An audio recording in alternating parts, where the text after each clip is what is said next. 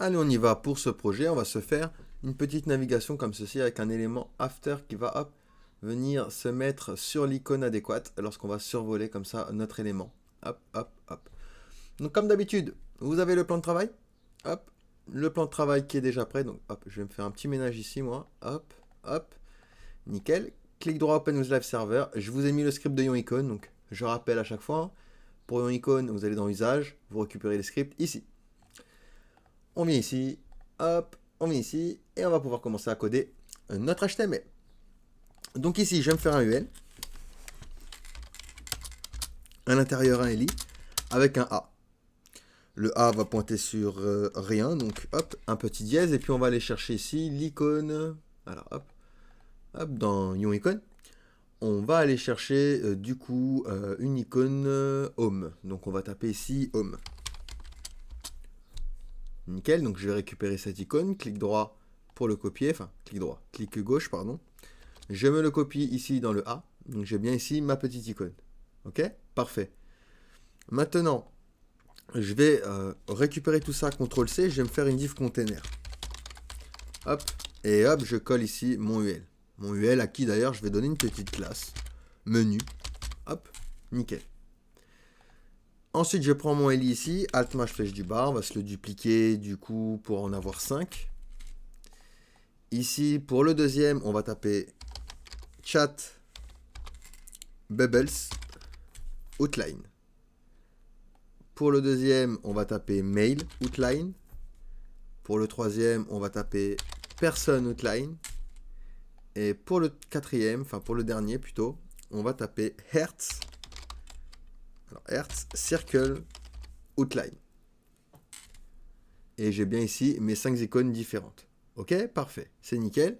Je sors du LI ici, mais je reste dans mon UL. Et je me crée une div avec la classe line. Donc, ça va être ma ligne, d'accord? Ça va être la ligne qui va nous permettre justement hop, de passer comme ceci d'élément en élément. Donc on vient dans notre style CSS et on va pouvoir commencer par se faire un petit reset. Donc petite étoile, box sizing, border box, margin 0, padding 0. Et on va viser l'HTML et le body. Lui donner un display grid, 8 sans VH. Place item center pour centrer les éléments du coup sur X et Y. Text line center également du coup pour centrer le texte. Et un petit background D9, D9, D9. Hop, parfait, nickel. On récupère le container, donc point container, width, 80 viewport width, 8, 80 pixels, background, FFF. Line 8, vu qu'on a mis une hauteur de 80, on va faire 80 pixels hein, pour centrer.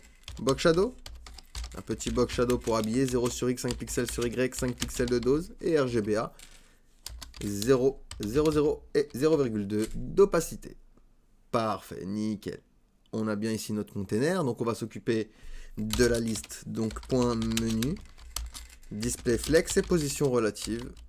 Hop, et on va également enlever les petites puces avec list none. Hop, parfait, nickel. On va pouvoir s'occuper de nos LI. Point menu LI, flex 1. Curseur pointeur. Alors hop, curseur pointeur. Font size 30 pixels.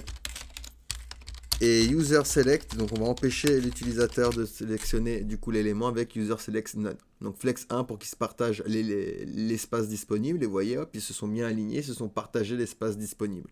Donc ce que je peux faire maintenant, c'est récupérer les A qui sont à l'intérieur de mes LI et leur donner une color 333 et une transition sur color 0,2 secondes de manière is, in, out.